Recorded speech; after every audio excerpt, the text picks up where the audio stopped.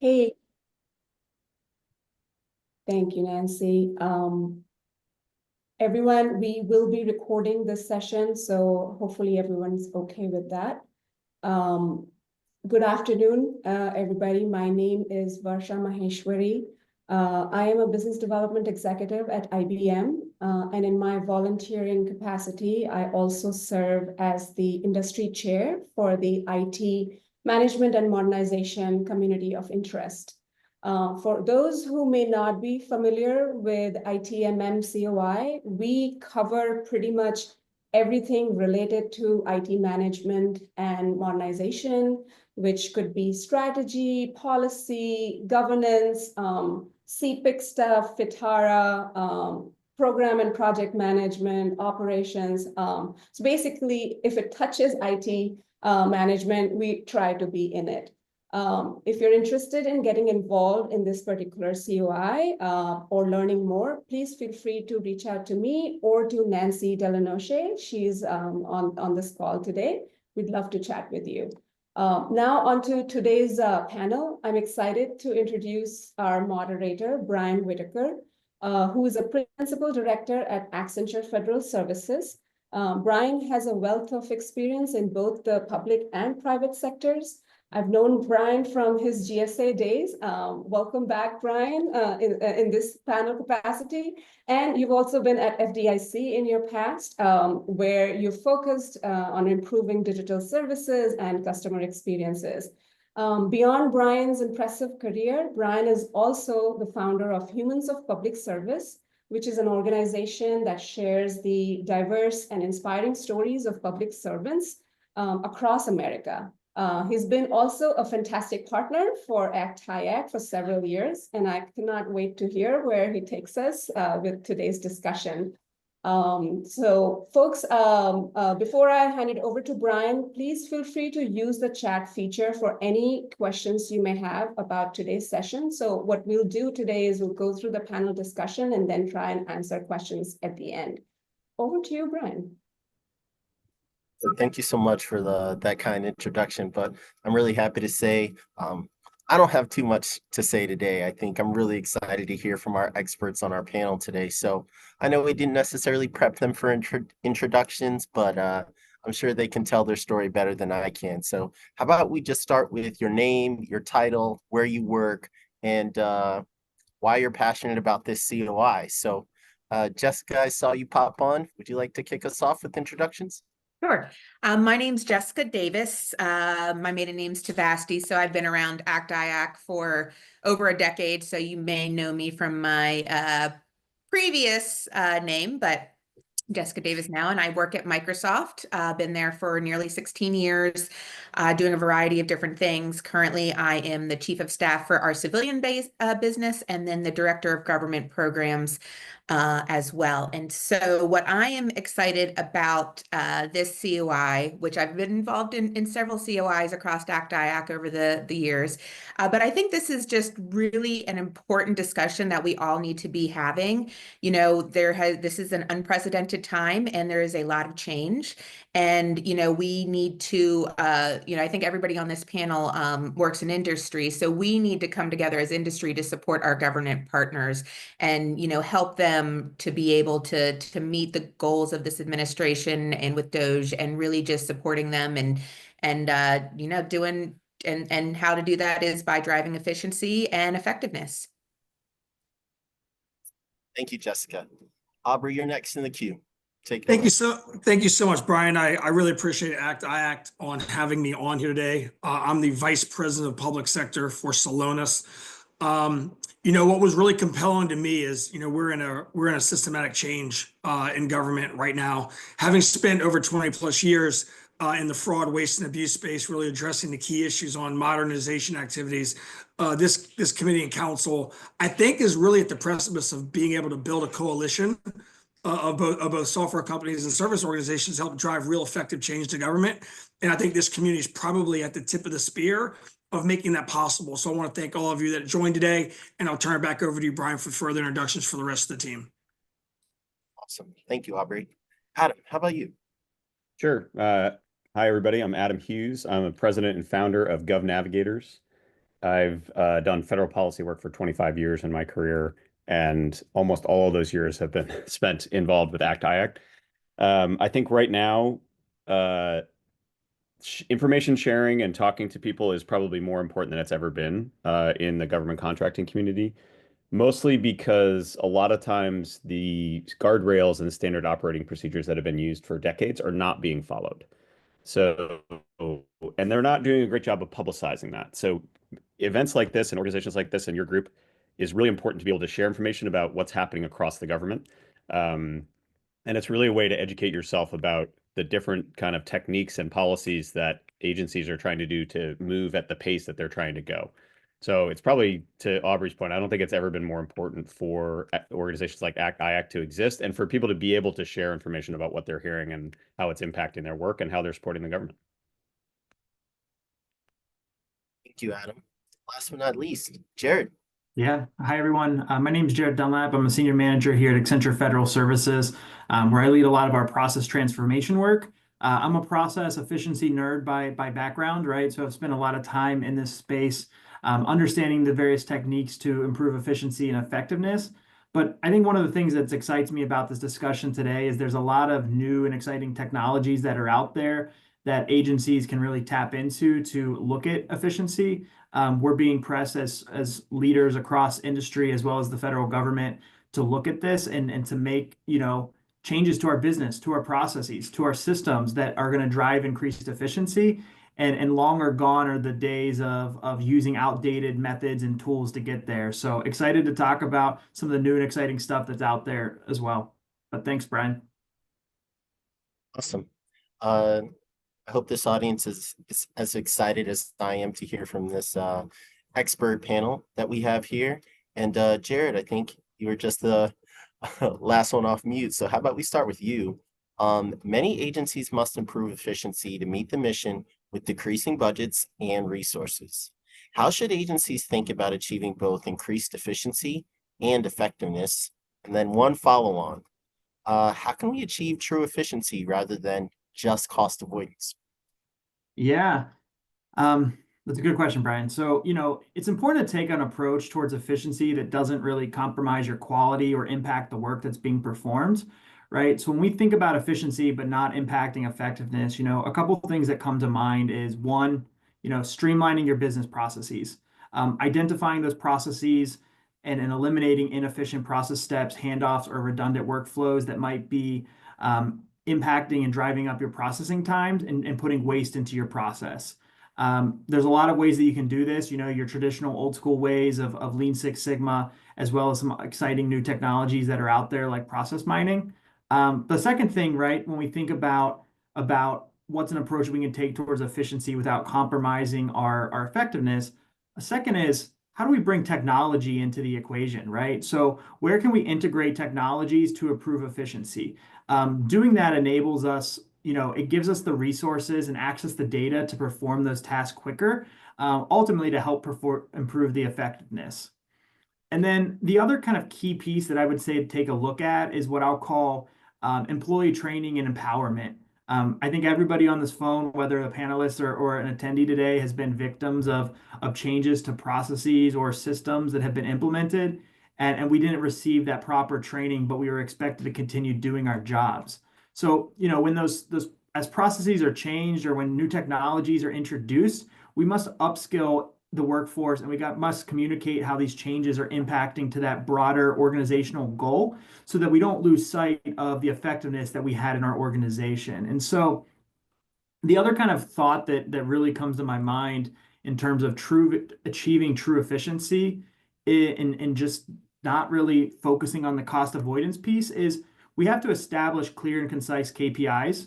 We've got to understand from a KPI perspective, what does efficiency mean to us and what does it mean to our organization? And we have to set those short-term, mid-range, and long-term goals to understand if when we're making those improvements and we're making those changes, are we seeing the anticipated outcomes that we were anticipating? If not, how can we course correct to really drive that continuous improvement culture towards efficiency? You gave us a lot there, Jared.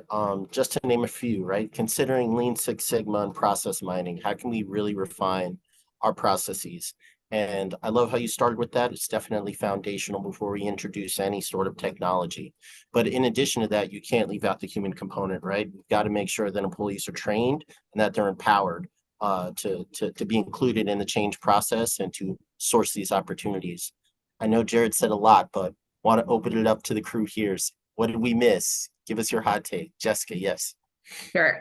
So I think it's a great question. And I think people really need to think about what they own. And you can't optimize what you aren't managing or measuring. So the first step to really improving efficiency and effectiveness is understanding what they own and what they're using it for. Because, you know, you can take a look and see everything, but if it's, you really need to understand like what is that actually doing for the agency. And then you have to perform a, you know, appropriate inventory and application rationalization to address duplication, sometimes triplication, sometimes more than that.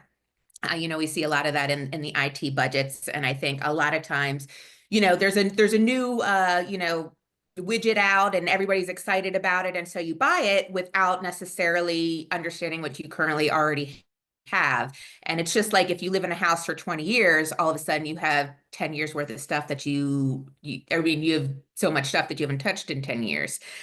So I think that is, you know, something that take a look at. And then also, it's not just about cost. And I think you talked about this a little bit, Jared. You know, agencies, beyond just the licensing costs, agencies need to think about the operational costs, the integration, high availability, security, maintenance costs, you know, rather than just what it looks like on a line item in order to achieve significant savings, because having a highly available and secure system is much more important than saving a couple $100,000 by going to a lesser solution. So Brian, I think I'm going to share something similar to what Jessica was talking about, which is I don't see efficiency and cost avoidance as, I mean, first of all, cost avoidance is a budgetary term, right? So there's cost avoidance, there's cost savings.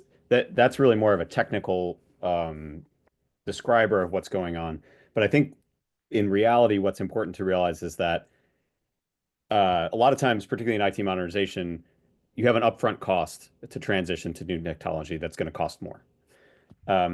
This administration does not seem interested in investing in those upfront costs for that transition. They want the transition without the upfront costs. So I think focusing on what are the key aspects of what's needed, either in an RFP or in a larger initiative, policy initiative that an agency is doing, and what things can you lose? I think, and this is not my personal belief, but I think a lot of times in the conversations that have been happening at the beginning of this administration, not everything that we've traditionally thought of as required is it required anymore. So they're looking at this not just in terms of let's have a more efficient process that costs less money. It's what can we just totally not do anymore that we think is not required that will completely cut out cost centers for these different projects, right? So that's important in the types of conversations that you're going to have with folks in the government. I think it's important in the types of RFP responses that people are going to put in. It's not, well, this is required and we've always done it this way. Previous administrations, I think, have made progress in those areas and trying to do that better. This administration has completely thrown out stuff that is either statutorily or in policy required. So you can't really have your same old approach to come in and say, well, you know, we did this and we can save 20% in 5 years, right? They want to save 70% in 3 weeks. So yeah, I think in addition to I agree with everything that Jared and Jessica said, but I think we got to have a sort of reality check about what types of things are happening right now. I think the slash and burn period will be over by the summer, but the way in which it's not going to go back to the way it was a year ago, right? So we kind of have to understand what this new reality is and how both industry and government can work together to approach it in a new way. This stuff, and I just want to say I feel seen. Thank you for all of your comments and you know, validating what has been in my head, because I can't talk to my wife about all this stuff. Question number 2. Let's move on to you, Adam. All right. What are some of the challenges and barriers that agencies face when trying to improve efficiency? And what are some ways that agencies can overcome some of those barriers? Sure. So we talked a little bit about it in the first question, right? I think I think finding budget for upfront costs for large IT modernizations has always been difficult. I think in the past, coordinating across in multiple offices or multiple departments for larger projects, I think has been tricky. I think that's getting a lot better for high profile things. I think the 5-year time horizons for IT modernization are no longer acceptable.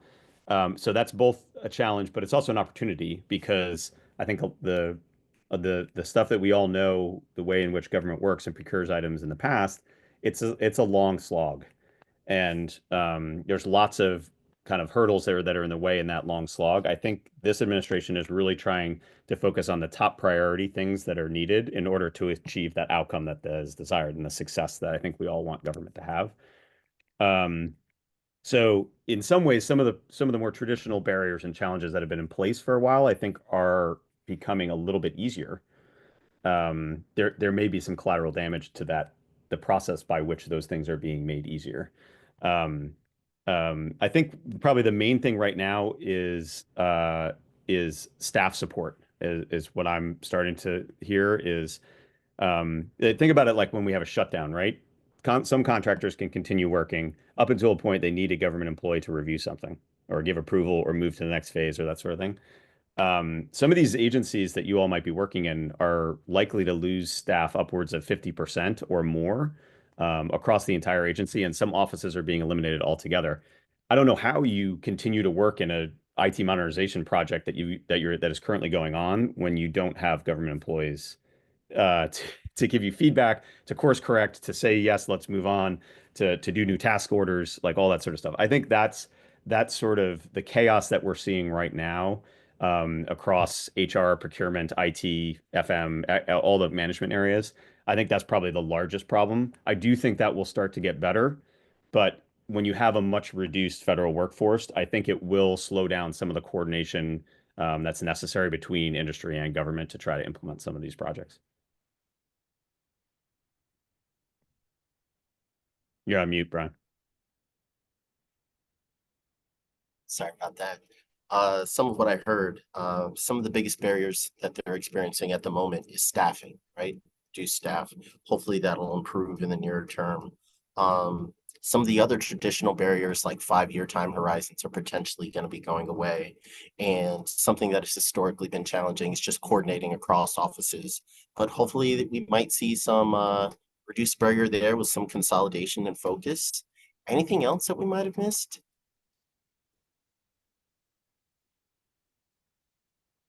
All right, y'all. Let's go on to the next. What are some use cases and new tactics that are driving meaningful outcomes? How can technology improve efficiency for federal agencies? Aubrey, would you like to speak to that one? Yeah, I sure can. And before I get into it, I just want to acknowledge everyone on the call here, both in government and in the community here. Very noisy times right now, right? And we appreciate those of you who are in seat. We appreciate your stomach for all this. And I have used this a number of times in recent public speaking engagements, and this too shall pass. Being as old as I am, I've been through some of this in previous administrations years back. But I'm going to address the second part of your question first. I mean, as I mentioned in my opening comments, we really are at the precipice of a systematic change on how government looks, uses, touches, and analyzes data. I'd say full stop. The traditional ways that government has used data has not been the most effective. And that's not on the government's fault. Time and education take time. And there's never been really a true hard push to really lean in on technology. I'll talk a little bit later about the difference between the importance of today's administration and what they're doing relative to COTS-based software versus design-build software. The government has been historically known to do design-build contracting, which is very expensive, labor intensive, and can take many, many years, if not a decade in some cases. When there is actually technologies out there on the market today, readily available to be able to help drive effective change within the administrations to help get systems more modernized, available, and capable to address the government's need. We look at least from the seat that I sit in at Celonis, as process intelligence being the number one driver in most modernizing efforts. The reason why I say that is to have a digital twin of your process is really the starting point of where you can make effective change for any system, whether you're migrating an HR system, an ERP, or just an internal legacy application. Really understanding the landscape of what you have in a digital framework is really empowering. And what I've learned, which is really powerful, having been in this space for many, many years, was the lack of knowledge in a lot of these areas. Right? A lack of knowledge in what some technologies out there can do to speed up effective change and system modernization. The one part that it falls back on us is two things. Obviously, right now there's a big buzzword, AI.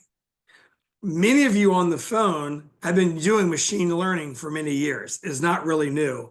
I know that I have. But now AI is making a real pivotal change in the marketplace. And so when I look at what my responsible lever is in this is to educate. AI doesn't mean you're losing your job, right? AI is good. AI can help drive value and efficiency in your business. It can actually empower your employees, your agency representatives, and your partners in the ecosystem to do more quicker and faster to help drive better outcomes of the program. Number two, building a coalition, which I think is what we're doing here today, right? Building a coalition of thought leaders, technology firms, consultancies to drive effective change, including policy individuals that actually can help articulate what we do and how we do it. And then ultimately having good partnerships.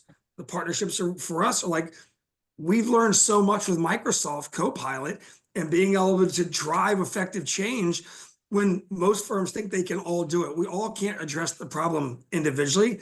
Building a coalition to help solve the problem is the best manner, which is why you partner with firms like Accenture and IBM and others to really drive that value, and then partner with the right technology firms like a Microsoft who has the leading brand in AI to actually help drive effective financial management. Now, I come from the ERP world, fraud, risk, and abuse, and I used to always get really excited about, oh my gosh, we just found $1 billion improper payment at a particular DoD agency. And I never really realized why the agencies never got really excited about that finding. The reason was they obviously saving the error is really important. But what I didn't get in my young career was the real question was, why is that happening? How do we figure that out to stop it from happening again? And there's not one individual on this call that can make that happen with a single push of a software button. However, if you have the right technology and the right service engagement partners and leveraging a team approach, you can actually drive useful change. And that's what you saw when we'd find as improper payments. Now you can go back and build a digital, show you everywhere you have breakdowns, give recommendations and KPIs on what to do. And that gives the power back to the government. That gives the knowledge back to the government to make the decision that they need to make that best suits their needs, not the needs of the industry. And so giving the power back to the leaders that are doing large system transformation activities or financial compliance or regulatory mandate actions, giving the power back to them to make those educated decisions will effectively help government operate more effectively. Now let's move on to the use cases. The use cases are endless once you have a digital twin, because you can drive it to any number of areas. In my world, we focus on the really low-hanging fruit, things that are really simple to do. The days of doing manual fit gap analysis are retired. Software does it out of the box. Design build software, for the most part, is a legacy dying breed. A lot of these large ERPs out there have a really good baseline to start with. And by leveraging that baseline and using intelligent software platforms to help modernize the specific needs of the agencies, can get to the same result versus trying to build something that's already been built. Audit readiness is a real action that can happen in this administration. Effectively leveraging software to help do that, tools like ours or Microsoft's or Accenture's help on the services side, and policy experts to help address the problems that Congress has with NFRs to drive it into the technologies, that coalition I just talked about. So whether it's A123 and improper payments or compliance and regulatory mandates on IT system modernization, or audit readiness. These are all things that you can do really quickly by leveraging technology, which is why this association is really critical to the voice of the government worker in the marketplace, which is why I think this team, this group, will drive effective change moving forward.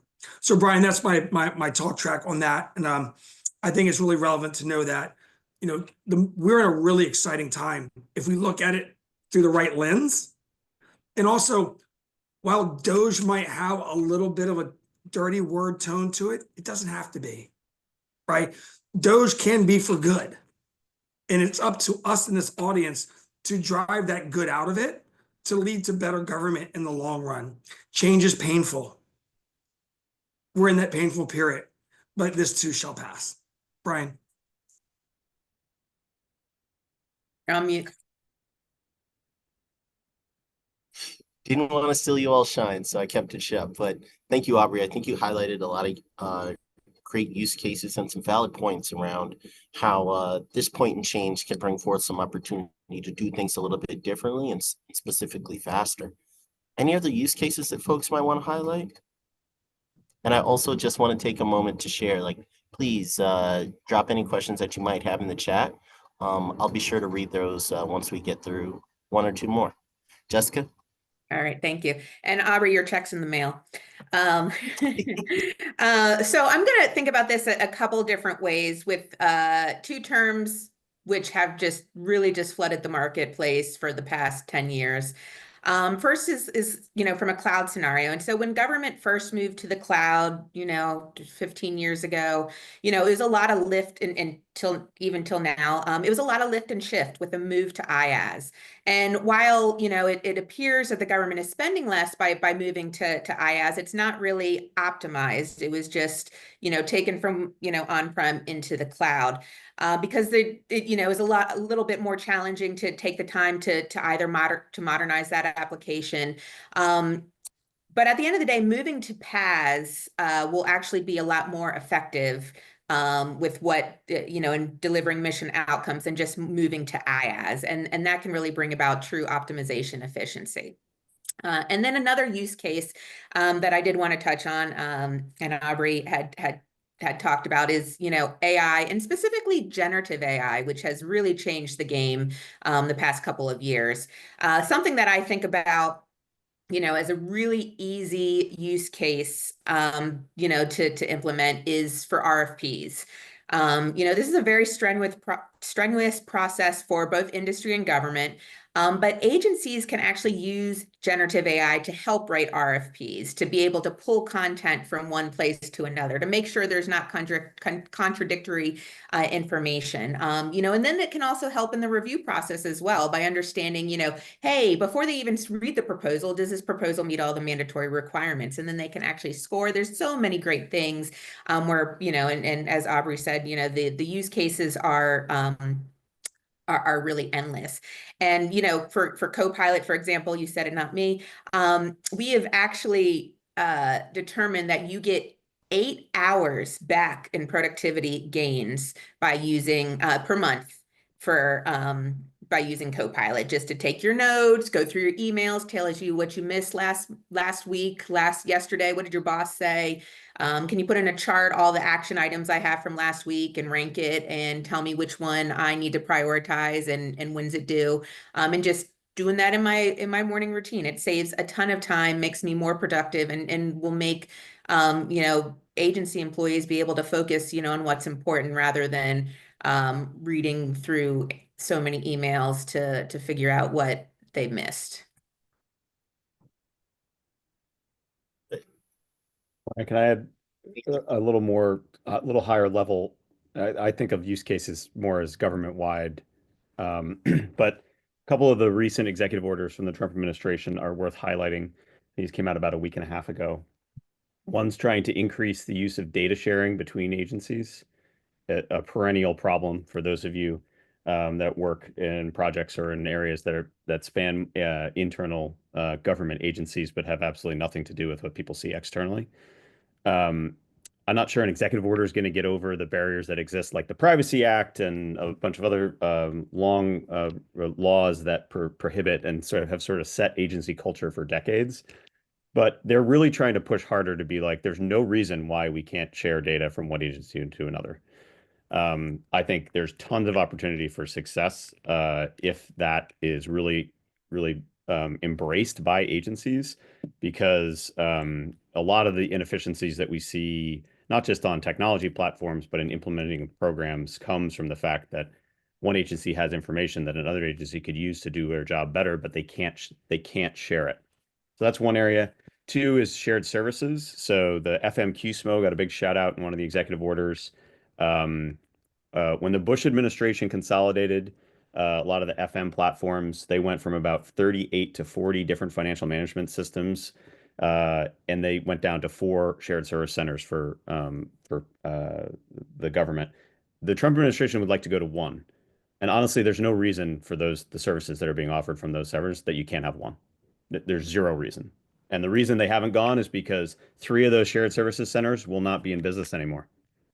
So that's a pretty exciting thing, really pushing agencies to actually buy as one. If you look at case studies from other countries like Canada, Denmark, and elsewhere, that when they did their shared service consolidation, they actually pulled funding away from agencies and moved the funding, in addition to the policy to buy, into one place. We didn't do that. We just wrote policy that said you have to do this, but we didn't take the money away.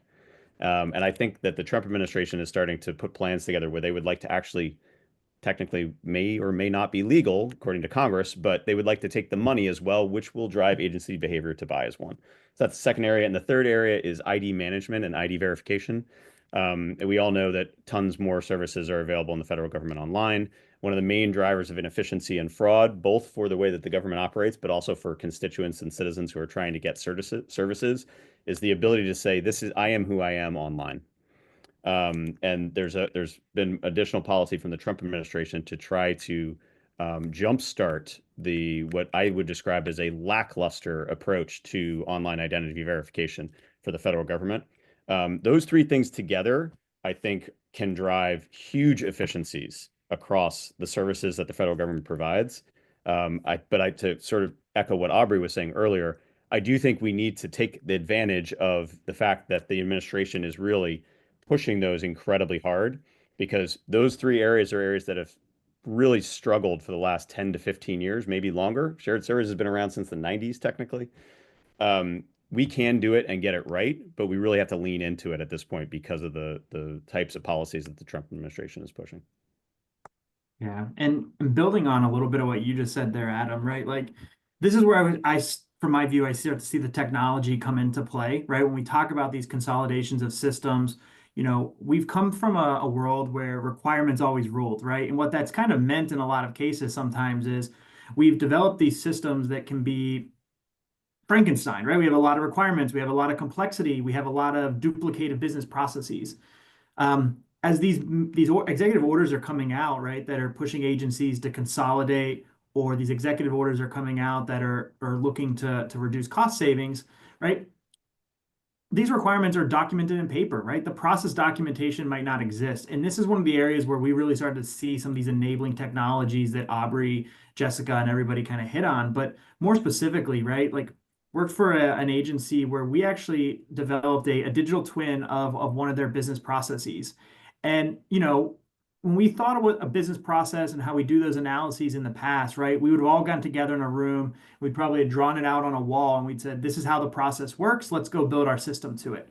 But when we actually use one of these technologies to visualize and analyze the end-to-end process, what the capability and what we used with Celonis, what it actually revealed was, hey, there's over 40,000 different ways that a transaction is flowing through this end-to-end process. How do you begin to even build a system around 40,000 different ways that something gets done, right? So now it starts to bring that data to the party that leaders in industry and folks on this call can start to use to arm themselves with, to say, okay, how do we now start to unravel this complexity? How do we start to simplify and streamline our processes? And what that really ultimately allows us to do is look for those consolidation type of opportunities and look for those areas where we can really start to reduce and cut down on some of that technical debt as well. But we couldn't have gotten there in the old school ways of getting together and looking at requirements documentation or mapping out the process manually on whiteboards. We would have run out of time. We'd have turned old and gray. But this is where technologies that are now available kind of at our fingertips are helping us enable kind of all of these better outcomes. Fire. Got one question left. I see questions coming in on the chat, so thank you for that. And Jessica, we're going to turn to you. How can industry partners improve support and coordination as agencies prepare for these efficiency initiatives? Thanks, Brian. And I think I'm going to echo what I said at the beginning of the call, that we are really in some unprecedented times now, and it's really important for us to work together. I think we're all in uncharted territory. So how can we better support our government clients to be able to increase their efficiency, drive effectiveness, and be able to reduce these costs that the administration is driving? I think all of the industry partners here on the phone or on the Zoom call today, are just like us. I think we all have various different workshops that we're delivering for cost effectiveness and efficiency, FinOps, application rationalization. These are all things that I'm sure we all do and deliver to our clients all the time. And I think it really makes sense to leverage the tools and the and by working with industry to be able to help them make their jobs a little bit easier as they are trying to take a look at everything they own, as they're trying to optimize, because this is something that our groups have done quite a bit, even in the private sector as well. So I also think that it's important to understand some of the tools that government has access to, and in some cases, sometimes that's with industry teaching them some of the tools that they have access to. Like most cloud companies have tools. Microsoft has Cost Manager that can actually help manage and predict costs. So ensuring that their budgets are adhered to and resources are allocated effectively. They can make sure that they can set alerts, they can set budgets, and then that way they don't go over what they have budgeted for that specific cloud program. We also write this is a little plug. We did write a little white paper. It's on my LinkedIn profile, but it tries to take a very technology agnostic approach, solution agnostic, but very technology leaning approach about how to improve modernization efforts through technology. We really have 10 different use cases that agencies can consider. There's a lot about AI. There's some cybersecurity there about what to think about when driving modernization and improving effectiveness with technology. I'm sure you all have some other thoughts. Who's going to add on? I will add that it's, I think the partnership in the community is really critical, right? I mean, we, in the technology side, become really excited about what we know we're really good at. And we need to become better, effective listeners. Because what I've identified as you might have the best software in the world to solve their problem, you have to really, truly understand what their problem is first. And you do that by effective listening to your clients, and which is why having a coalition of team members that are relevant to the agencies is important to understand the problem statement, to just drive what's best for the government, not what's best for you individually. And that's only achievable by building strong partnerships of effective teams that have been on the ground in the trenches with these departments in the agencies that understand the problem statement. The biggest failures I've seen are the shoot and shotgun approach to, hey, we can do everything. And then ultimately 4 or 5 years later, a couple $100 million later, it's a fail because no one actually stopped to ask the question with the departments, what do they do? And by effectively going back into the ecosystem, this audience and others in the ecosystem to help understand what are the big challenges, and then picking the best technologies to do that. And if you're not the best technology to do that, stand down. Because in government, there's plenty to go around for everyone if you have good, effective software technology to provide, and you have good teaming partners in the industry, which has been the biggest growth for Celonis the last 24 months, is effectively driving key partnerships and bringing on the right talent to help educate the real true problem statement. Thank you, Aubrey. All right. I think I'll open it up to the folks on the line, and I think we already have a couple questions in the chat. Let's see. We can start with this one. All right. Could you share, and this is for anyone, could you share how you could approach interoperability across COTS ecosystem in a way that balances technical simplicity and efficiency with long-term flexibility, particularly in terms of minimizing reliance on any one single vendor? It's a tough one. You know, I'll take a stab at that one because we could probably do a whole section on that question. So whoever gave that one, kudos to you to giving a bit of a double question. The last comment was reliance on one vendor. Everything else you said is something that can be done, the interoperability, making sure that the software can play with other systems, legacy systems. But it goes back to Adam's point of effective government and driving the idea. I personally don't know if it's possible in short term to drive one financial ERP system to serve all agencies. We barely have individuals that understand that, you know, one agency could have one platform versus one government. If you look at like certain agencies have 13 or 14 different systems or 13 or 14 different CFOs and CIOs, right? Unwinding all of that's going to take many, many years. So driving the interoperability question is a challenge. Because one, you've got to understand what the challenges of the existing system you have and the system you want to go to, how that's going to play with each other.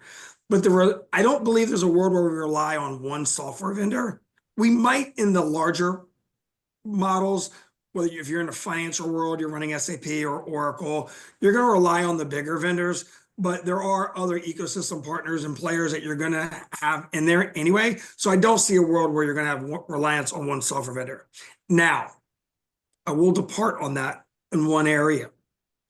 If there are specific areas in software development or execution management that are key at what they do and are very good at what they do, you might see them more often than you see others. And that's a good thing because then you're leveraging best practices to drive effective solutions. What I think we're not doing today, at least in this particular administration move, is going to try random things to do. They're going to go out and look at the best, most brightest, talented software companies to help solve the bigger problem.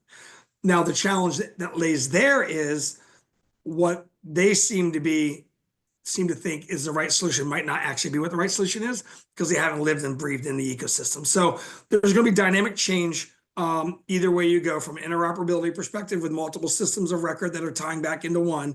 And then the one software vendor thing I think is a non-tangible asset because I don't believe we'll get there in any short order. And I hope I answered that question effectively. I might or might not have, but I'll turn it over to the rest of the team to add on.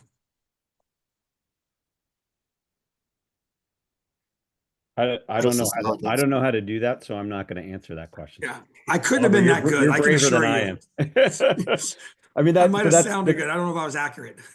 The question points to a challenge, right? Which is the more data and these systems become entwined, and the more efficient the services the government provides by the fact that they are interoperable, the harder it's going to be to have new non-traditional players providing services. You know, to Aubrey's point, I don't think we'll get to just one, right? But the more systems you have where we've created our own separate software at different companies, the harder it's going to be for them to talk to each other. It's easier than it used to be by a lot, but that's still a pretty big challenge. So a great question, but I do not have an answer for you. If I did, I'd probably own a huge software company. Love it. You have another one that just came into the chat. Do you have any ideas about how small government contractors can be a part of the effective coalitions? Yeah, I don't mean to take this one, but I will because I actually live and breathe it. Even though we're a global software company in the public sector, we're kind of a small business, if you will. And I've been doing this 25 years.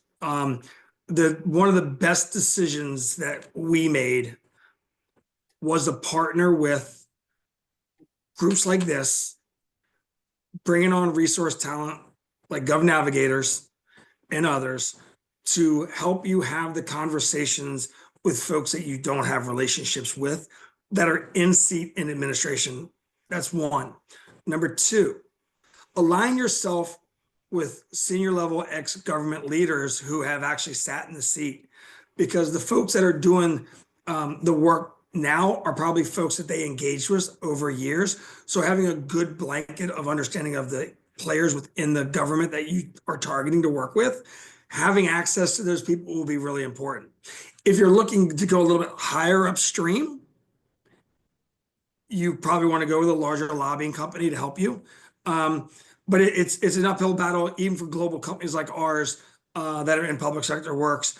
I'm sure some of the other team members on the bigger software companies might have a different opinion, but that would be my advice if I were facing that challenge, and we sort of are. So we're doing those three things right now. I mean, Jessica's put in the chat, which I agree with. Get involved with ACT-IACT. I think that's a great place to start. There's some industry groups that that court small businesses and small contractors. There's also industry groups that are dedicated just to small and emerging government contractors. That's another way that you can kind of start to networking, get your companies and personal brand involved in conversations and forums and things like this. You know, I'm sure if you just do a simple Google search, you can find most of these, or ask ChatGPT, because usually that answer is becoming increasingly better than Google. Probably not good as Copilot, obviously, but All the same. but anyway, but that's one way. I think the other way is, don't forget that there's definitely going to be a decrease in socioeconomic small contractors in the Trump administration. But it doesn't mean that small businesses are going to get cut out altogether. There still is a statutory requirement of 5% for agencies to spend federal contracting dollars on small businesses. And also don't forget that small businesses can play a key role in larger teaming partnerships and other groups that provide services to the government. So I think trying to show up and get involved is probably the short answer. And whether you do that at a large industry group, whether you do it trying to develop your relationships on Capitol Hill or elsewhere, I think making sure that you're sticking with it. It's a long-term process to develop these relationships and do it. It's not like, oh, I got this one meeting and now everything's fine. So you have to stick with it over time. Advice. Any other questions? Brian, I know Mark and I had a little bit of a back and forth chat about Doge and their approach and how they're trying to fix, cut, implement.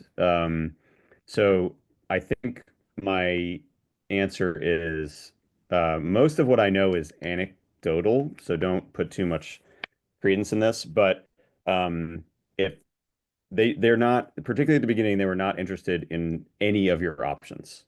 They didn't want to work with people who were in place. They didn't want to partner with outside government tech firms. They didn't want to use procurement. So a lot of the stuff you saw at the beginning was incredibly fast, because it was literally, and I'm painting with a broad brush here, but for the most part, it's young men who know how to create computer programs with access to full government databases. So they just put some stuff together to be like, show me this or do this. That's how they were able to turn stuff around so quickly in a lot of instances, particularly at GSA at the beginning. But it's also why they made some mistakes, right? And per Elon, they're going to make mistakes and we're going to fix them. We're going to kind of try to keep moving fast. We're sort of entering, I think, a second phase of Doge. And I know, Aubrey, I know we've had conversations about this, and I know you've talked to people too. And I think now that we're moving to that second phase, I think they're trying all of the above. So sometimes they're just like, we actually built a tool that we really like and it's working well. You're seeing that a little bit at GSA with their AI chatbot. Still out to mixed reviews, I've been told. But at least they're trying something and trying to iterate through it, right? That's actually how you're supposed to develop technology. You're supposed to put it out and let people try it and be like, here's what's wrong, go fix this.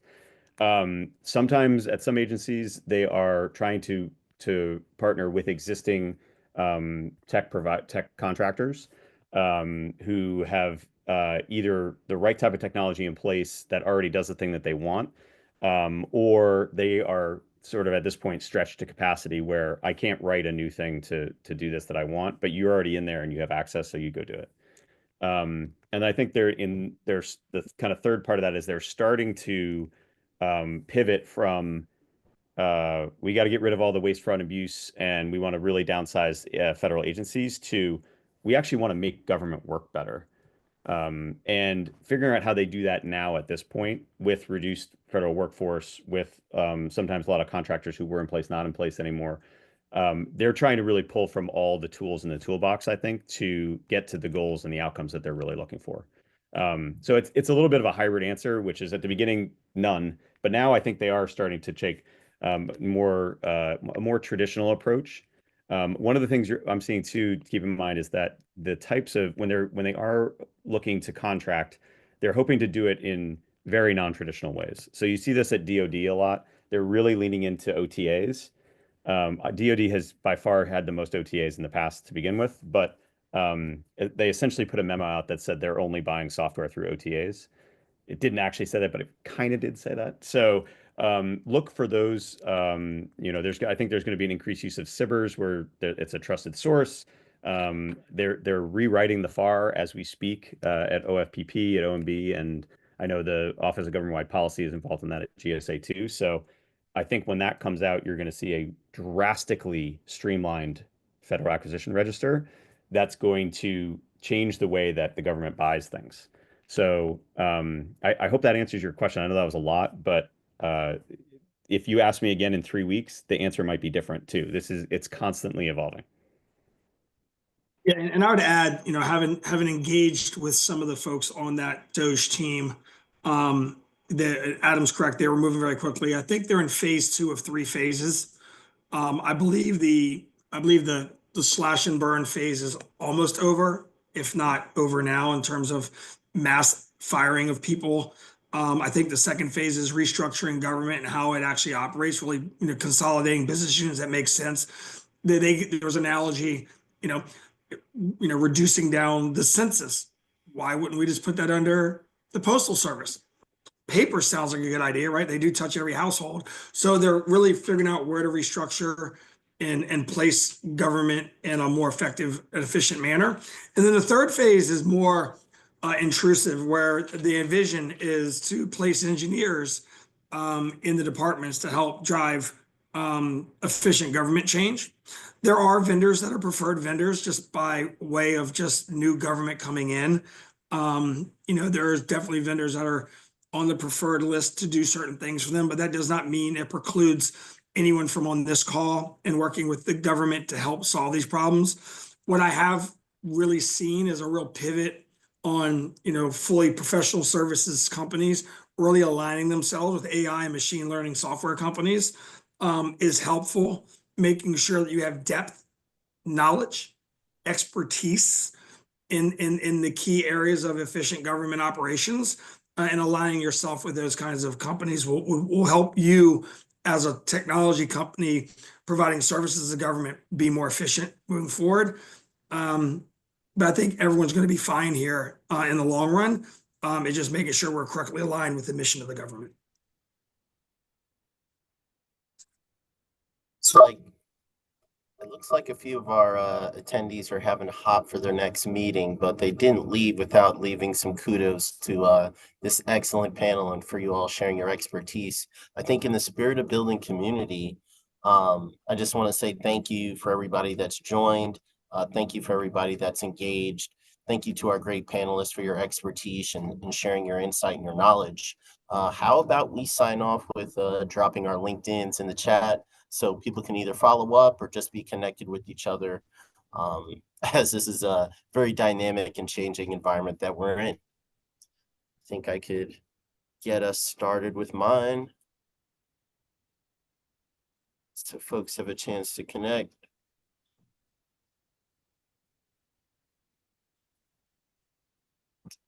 All right, there we go.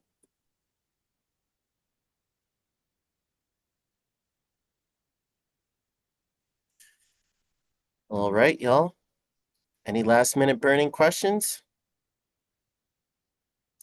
If not, just want to thank everybody for showing up today and engaging, and hope we can keep in touch. Take care and see you all soon. Thanks, Brian. Yeah, thank you, Brian. Thank you, everyone. Yes, thank you, Brian. Thank you so Thanks, much. y'all.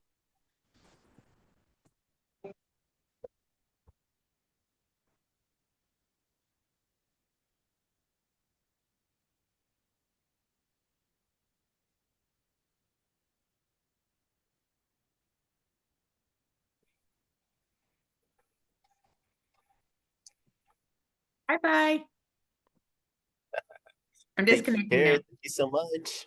All right. Thanks, guys. You guys have a wonderful day. You too. Bye-bye. You bet. Take care.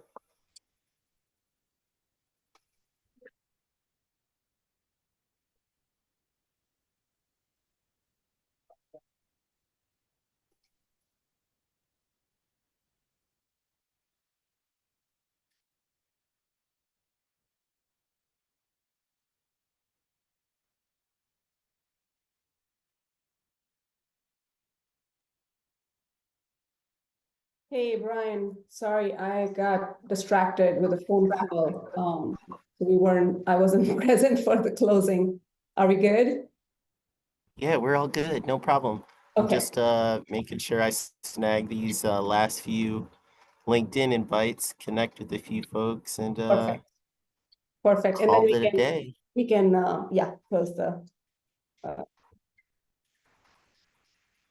Zoom. Let me know So, when you're done and then we can close it. all right, y'all. I'm all done. All right. Well, have a good one. Thank You you. so much for the Thank opportunity. you, Brian. You were wonderful. Thank you so much. Thanks so much. Take care, y'all. Bye-bye.